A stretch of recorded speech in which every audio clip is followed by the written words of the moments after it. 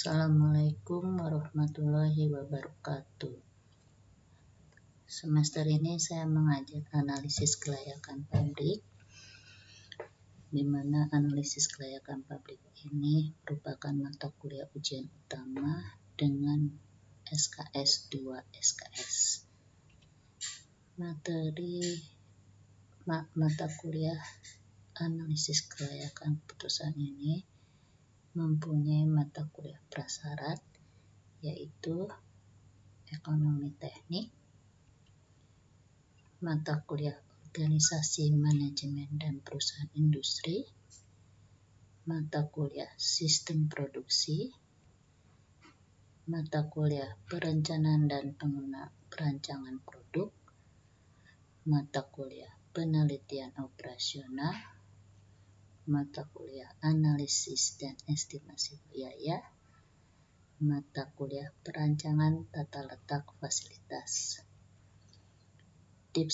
Deskripsi mata kuliah ini adalah memberikan kemampuan untuk menganalisis kelayakan pendirian suatu pabrik dengan mengkaji aspek pasar, teknis, organisasi, legalitas, aspek lingkungan, dan ekonomi serta finansial secara sistematis, di mana mahasiswa diharapkan dapat memahami arti dan makna dari studi kelayakan, memahami permasalahan dalam menyusun studi kelayakan, dan memahami latar belakang pentingnya analisis kelayakan dalam pendirian pabrik. Standar kompetensi dari mata kuliah ini adalah memberikan kemampuan penerapan metode atau cara terbaik dan penguasaan teknologi dalam memecahkan masalah sistem integral di industri. Kedua, memberikan kemampuan mencari cara terbaik dalam memecahkan masalah sistem integral melalui penerapan teknologi, alat analisis, prinsip-prinsip optimasi, dan industrial expertise. Materi mata kuliah analisis keputusan sebagai berikut. Pertama, pendahuluan. Kedua, aspek teknis dan teknologi. Ketiga, aspek produk. Keempat, aspek pemasaran. Kelima, aspek manajemen dan organisasi. Keenam, aspek keuangan. 7, aspek AMDAL. Dan kedelapan, aspek hukum sosial ekonomi. Referensi untuk mata kuliah analisis kelayakan pabrik adalah Analisis Kelayakan Usaha oleh Maria Anityasari, Studi Kelayakan Proyek oleh Suratman, Studi Kelayakan Pabrik oleh Sayuti, Studi Kelayakan Proyek oleh Husnan, Studi Kelayakan Proyek oleh Siswanto. Penilaiannya diambil dari pertama, tugas dan kuis, di mana tugas dan kuis ini saya masukkan ke dalam Fiklas. Kemudian nilai ujian tengah semester dan nilai ujian utama. Perkuliahan ini karena masih dalam masa pandemi, ada 14 pertemuan ditambah 1 kali ujian tengah semester dan ujian utama. 7 kali dengan video conference dan 7 kali dengan Fiklas. 3 minggu pertama itu menggunakan video conference dan 4 minggu berikutnya video conference-nya diselingi dengan Fiklas. Perincian jadwal perkuliahan analisis kelayakan pabrik. Pertama, pada tanggal 3 Oktober, yaitu pendahuluan. Pertemuan kedua materinya aspek teknis dan teknologi. Pertemuan ketiga, materinya aspek produk. Pertemuan keempat, melanjutkan materi aspek teknis dan teknologi serta aspek produk. Pertemuan kelima, aspek pemasaran. Pertemuan ketujuh, melanjutkan aspek pemasaran. Pertemuan ketujuh, materinya aspek manajemen dan organisasi. Pertemuan ke-8 melanjutkan materi aspek manajemen dan organisasi.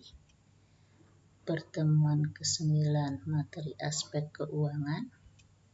Pertemuan ke-10 saya adakan kuis. Pertemuan ke-11 materinya melanjutkan aspek keuangan. Pertemuan ke-12 materinya OTS.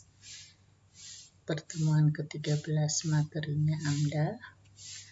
Pertemuan ke-14 materinya melanjutkan aspek AMDAL dan hukum. Dan pertemuan ke-15 melanjutkan materi aspek hukum sosial ekonomi. Business plan.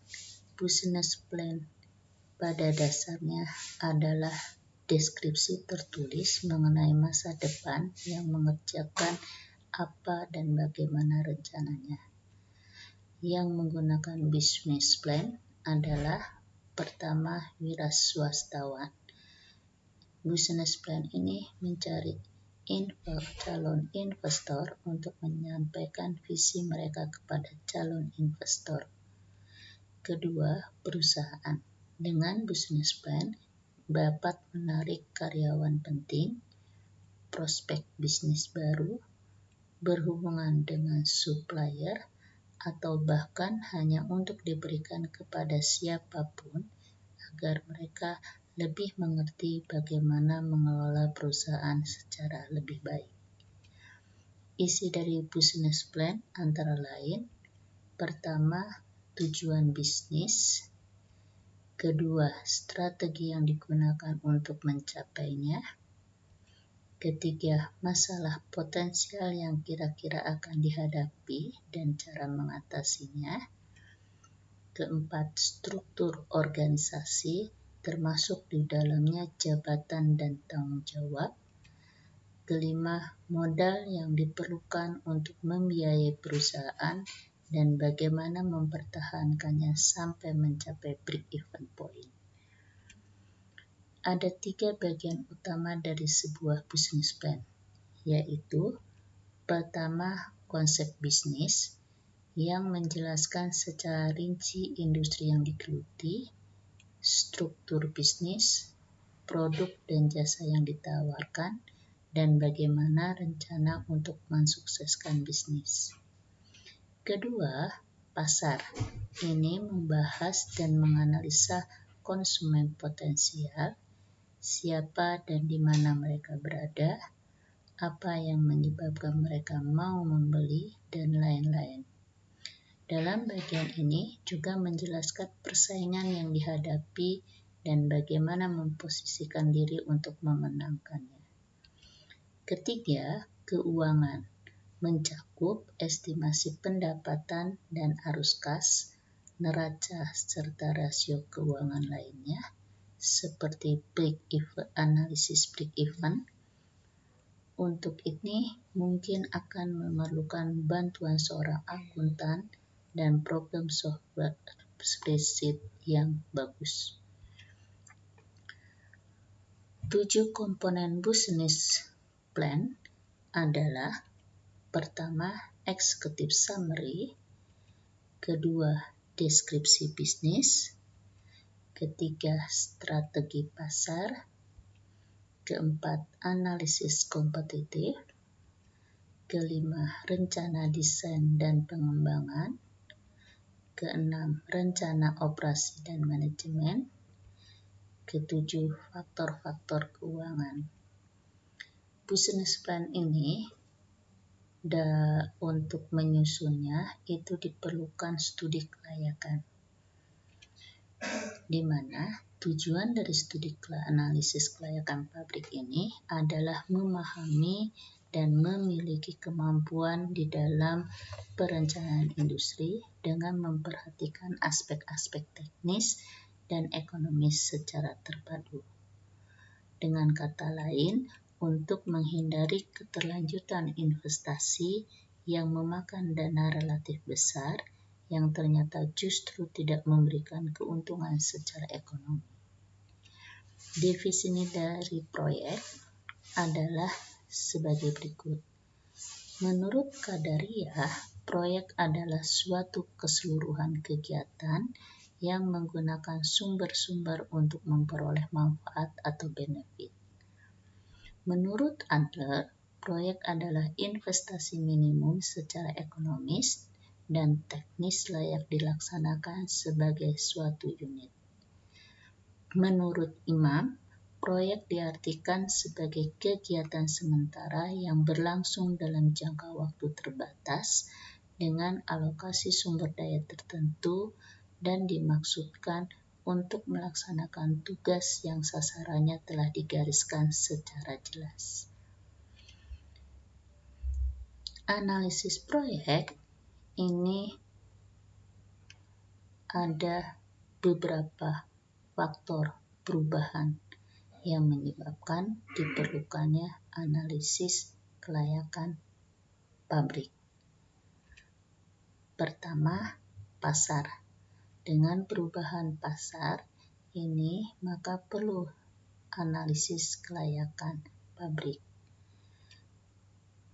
Adanya faktor perubahan teknologi yang menyebabkan diperlukannya analisis proyek, apakah analisis kelayakan apakah perlu atau tidak. Ketiga, kebijakan pemerintah. Permasalahannya dalam studi kelayakan ini adalah interkoneksi multidisiplin, data, dan informasi. Lalu, ruang lingkup dan tujuan aspeknya adalah aspek-aspek yang terkait dalam analisis kelayakan pabrik.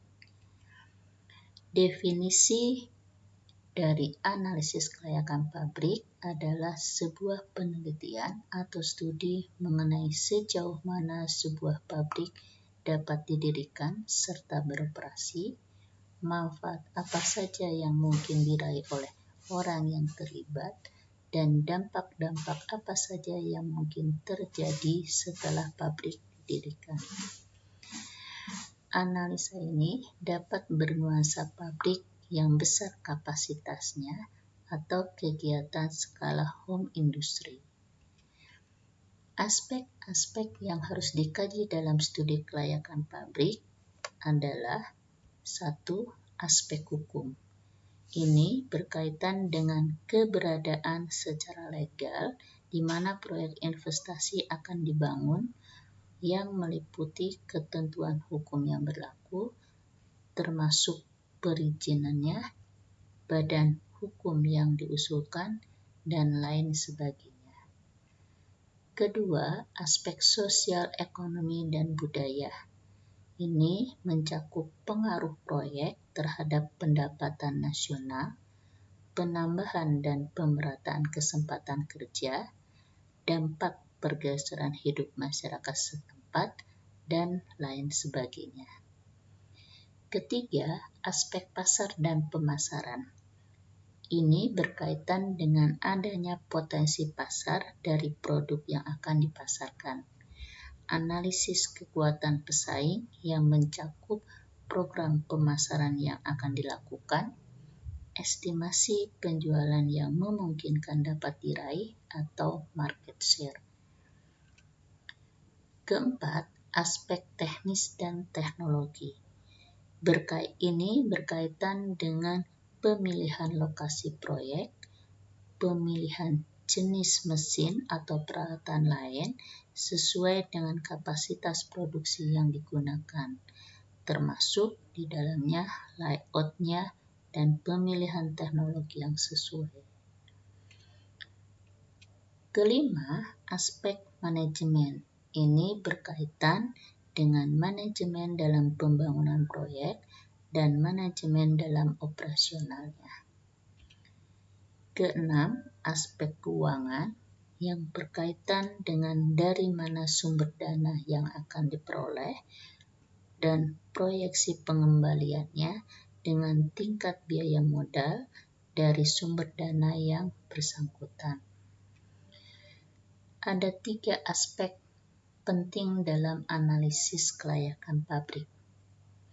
Pertama, manfaat ekonomis atau manfaat finansial secara mikro, seperti memperoleh keuntungan jauh lebih besar dari risiko atau likuiditas keuangan. Kedua, manfaat ekonomis bagi negara atau manfaat makro, misalnya meningkatkan jumlah perdagangan ekspor, menciptakan lapangan kerja baru, penghematan pengeluaran devisa. Ketiga, manfaat sosial, politik, budaya, dan sebagainya.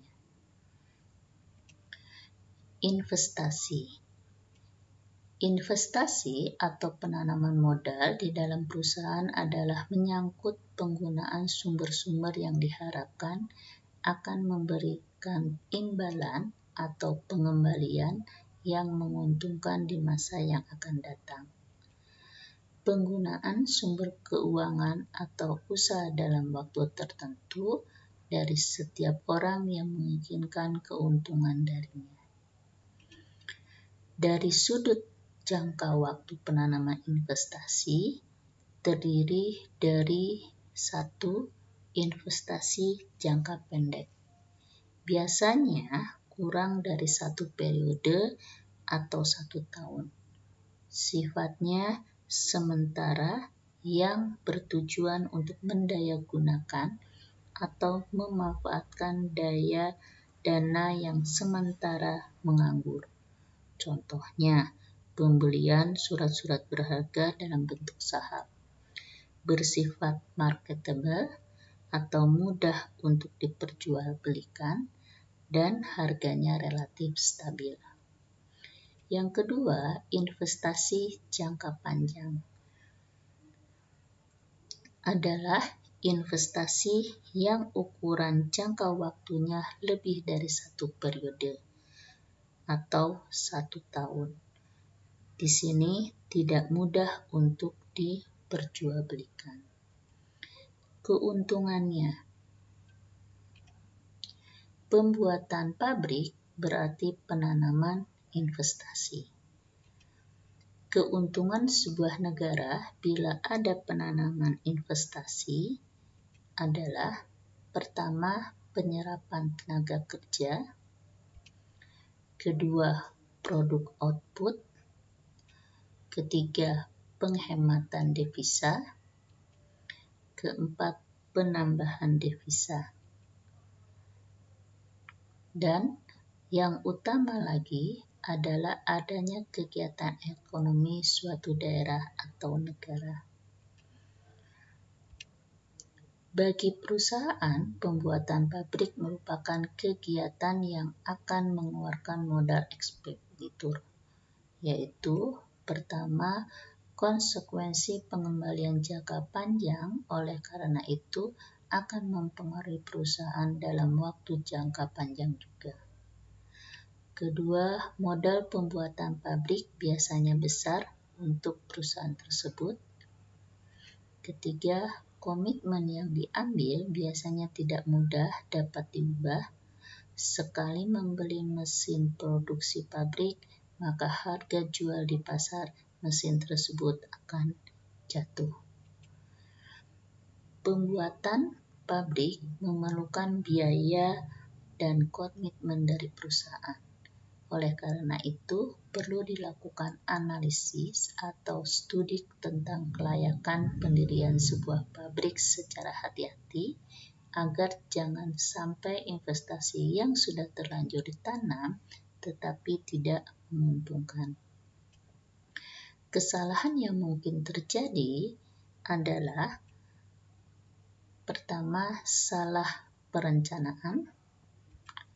Kedua, salah dalam memperkirakan pasar yang tersedia.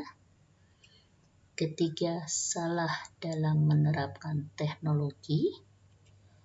Keempat, kesalahan dalam memperkirakan suplai bahan baku. Kelima, salah memperkirakan kebutuhan tenaga kerja. Salah dalam pelaksanaan pembuatan pabrik, yaitu biaya yang membengkak dan waktu yang tertunda. Ruang lingkup analisa kelayakan. Pertama, ruang lingkup kegiatan pabrik. Kedua, cara kegiatan pabrik dioperasikan.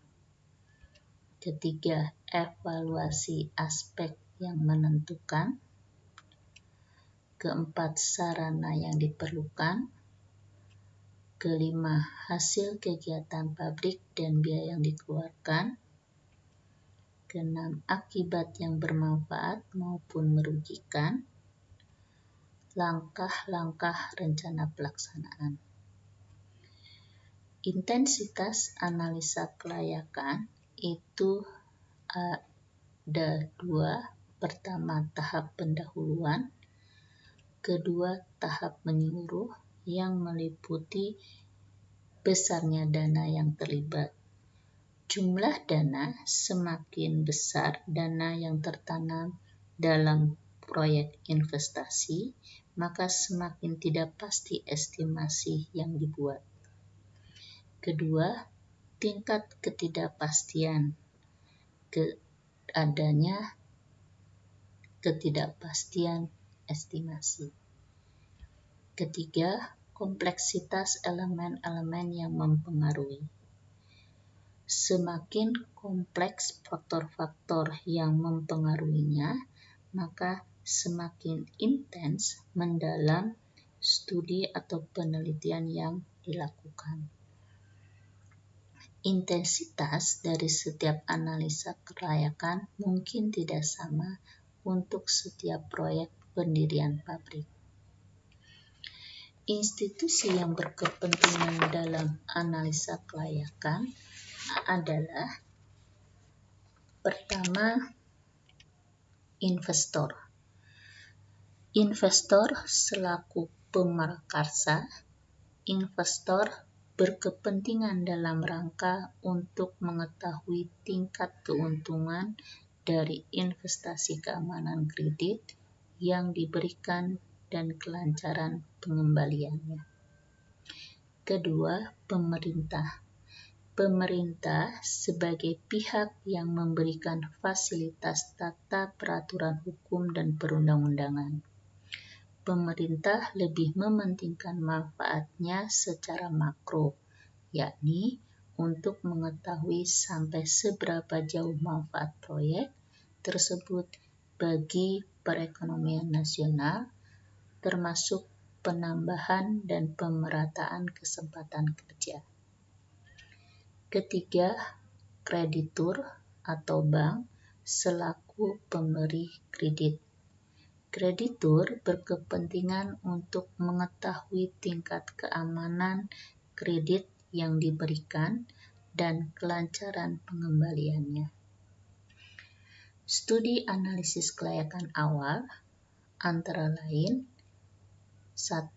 Deskripsi produk. Kedua, deskripsi pasar. Ketiga, kondisi umum teknologi. Keempat, ketersediaan faktor produksi utama. Kelima, estimasi biaya. Keenam, estimasi keuangan. Ketujuh, data lain. Baik, demikianlah materi pendahuluan dari mata kuliah analisis kelayakan pabrik.